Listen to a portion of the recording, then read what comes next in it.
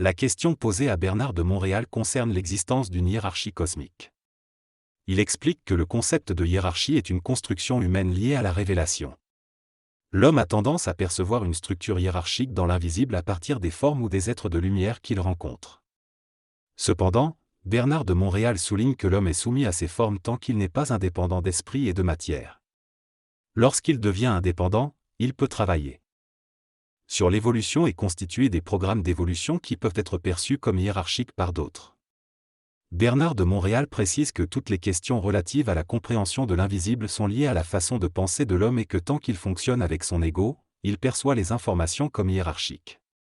Toutefois, lorsqu'il est dans son esprit, il n'a plus besoin de ce concept de hiérarchie et fonctionne de manière créative selon les besoins de la situation. L'homme doit évoluer vers une conscience spirituelle où il pourra transcender son ego et se connecter à des domaines de l'esprit qui ne sont pas encore développés en lui. Cela implique de transformer le matériel qui a servi à l'évolution humaine précédente, en dépassant la dépendance au cerveau et en se connectant à l'intelligence universelle. Dans cette évolution, le cerveau ne servira plus à décoder l'information, mais simplement à la transmettre. L'homme perdra la capacité de penser, mais pourra transmettre l'information de manière plus directe et télépathique. À ce stade, l'émotivité humaine liée à la pensée sera détachée de la valeur de l'information.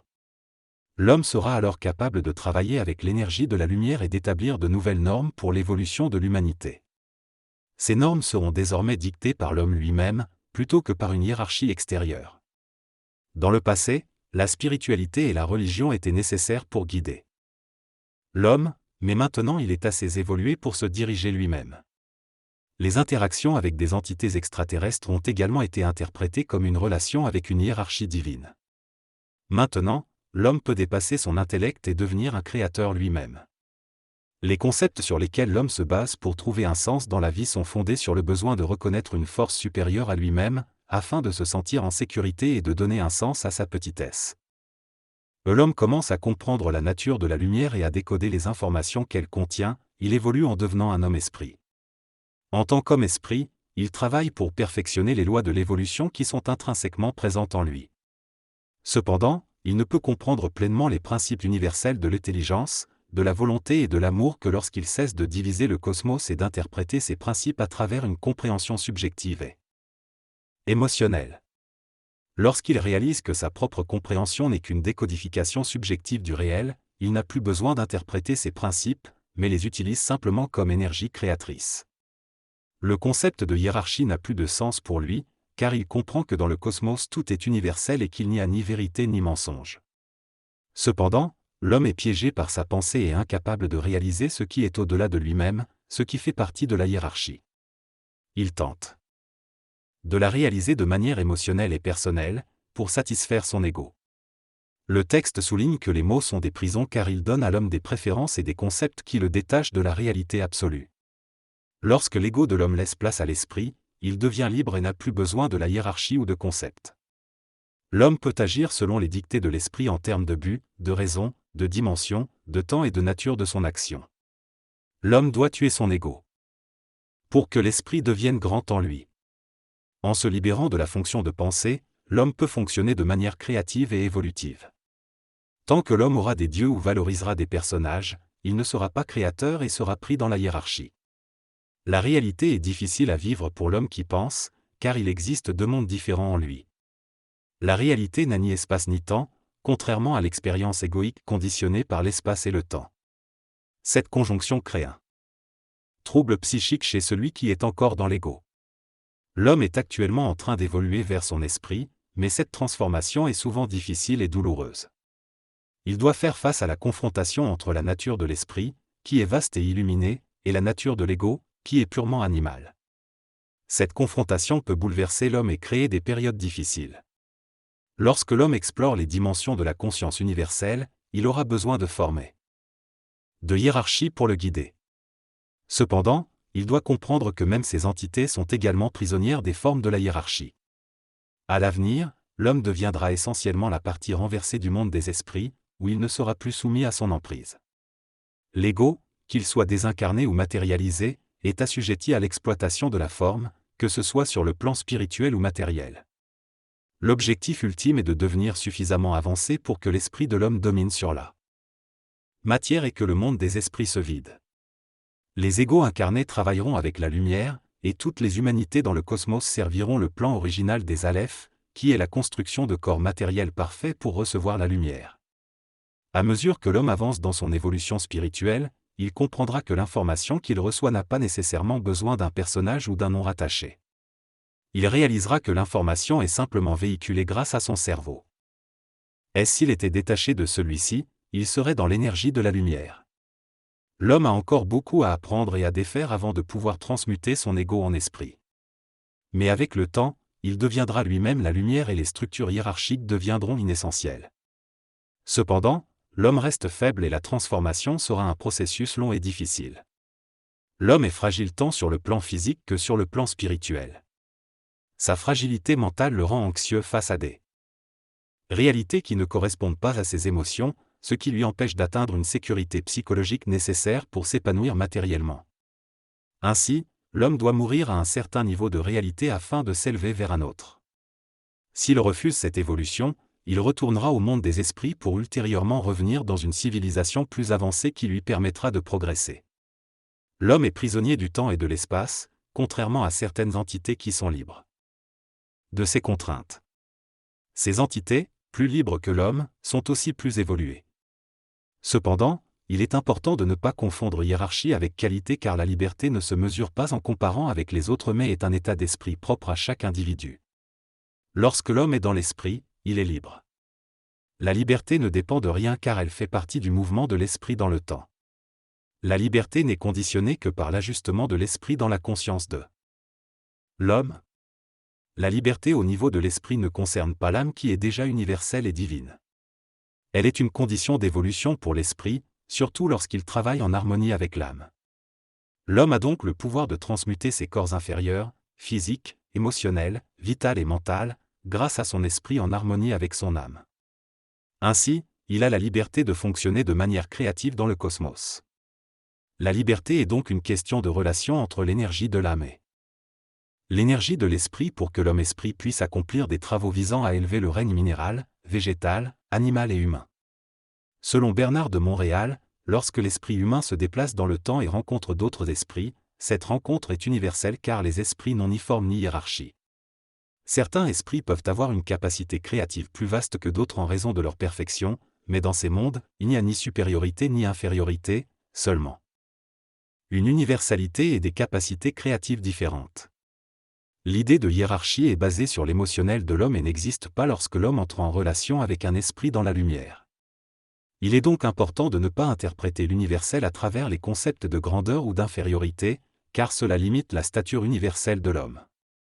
La hiérarchie ne doit pas entraver le développement de l'esprit, et les mots peuvent retarder l'évolution de l'homme, il faut donc veiller à choisir les mots qui favorisent cette évolution.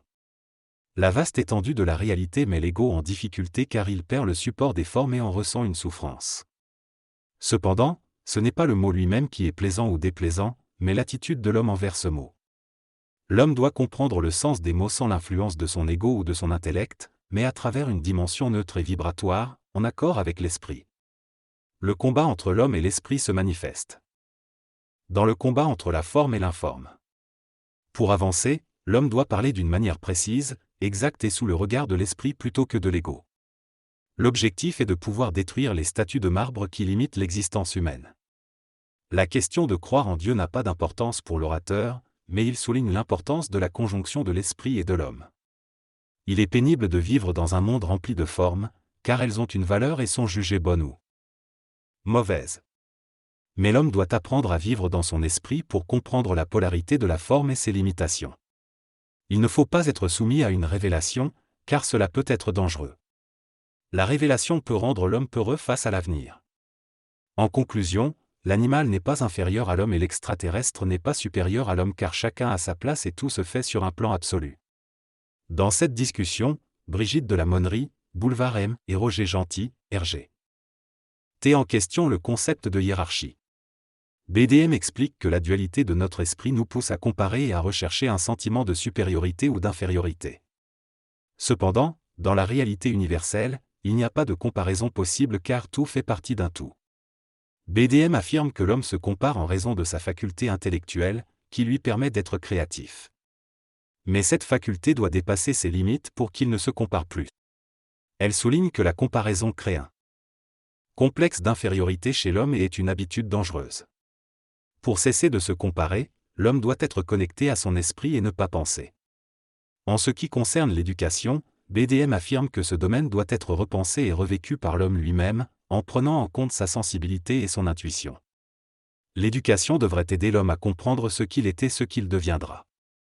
Elle souligne que l'éducation ne peut être donnée par l'ego, mais doit être enseignée par des êtres qui ont évolué spirituellement. Elle critique l'éducation actuelle qui est axée sur la forme et les compétences plutôt que sur la compréhension de soi et de son potentiel créatif. BDM conclut en disant qu'il n'y a pas d'éducation réelle sur Terre pour l'instant, mais qu'il y en aura dans la nouvelle évolution. Elle mentionne Rudolf Steiner comme l'un des grands éducateurs du XXe siècle, mais souligne que peu de personnes le connaissent, car il ne s'appuyait pas sur les formes éducatives courantes de son époque. Elle critique également la société technocratique actuelle qui se concentre sur les formes plutôt que sur l'intelligence éducative. Il est important de reconnaître l'importance de l'éducation dans la formation individuelle. Une éducation véritable permet à l'homme de réaliser son individualité et de devenir ce qu'il est destiné à être. L'éducation ne doit pas être une déformation, mais plutôt définir les limites supérieures de la personnalité et inculquer le respect de soi et des autres. L'éducation est un mystère car il est difficile de comprendre pleinement le mystère de l'homme lui-même. Pour éduquer l'homme, il est nécessaire de comprendre son fonctionnement et ses mécanismes internes.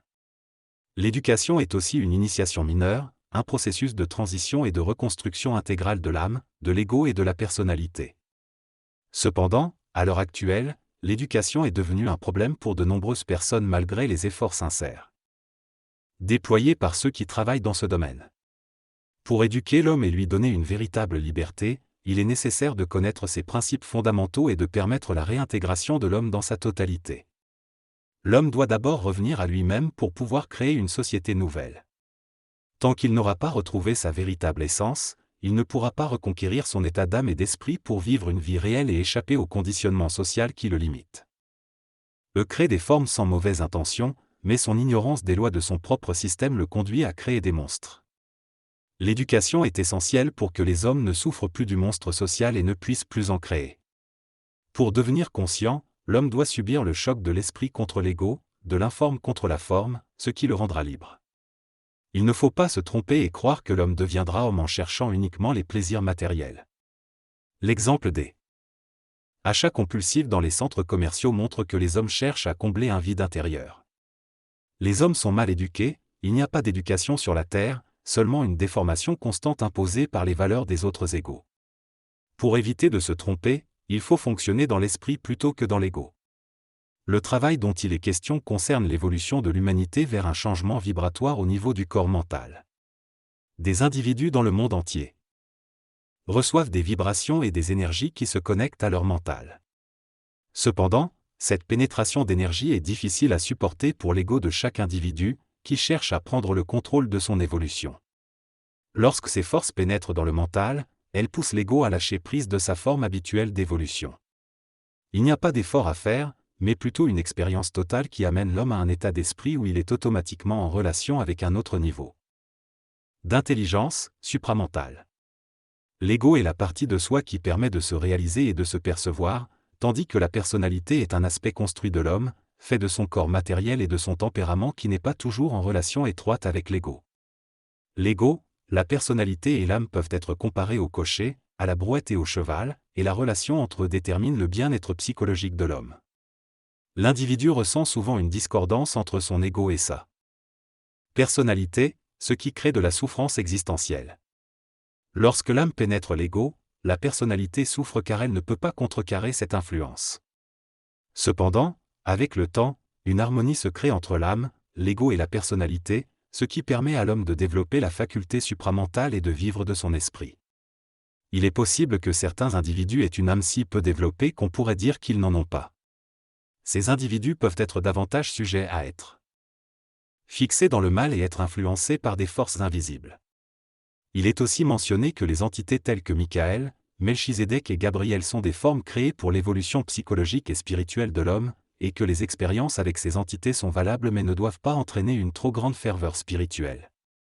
Selon Bernard de Montréal, le monde des esprits a été créé dans l'évolution pour permettre une réserve d'êtres pouvant s'incarner dans la matière. Ces esprits ont apporté avec eux les mêmes tendances égoïques que les humains, ce qui a rendu le monde des esprits de plus en plus sombre au fil du temps. Les humains ont été trompés par ce monde des esprits et ne leur a pas révélé la vérité.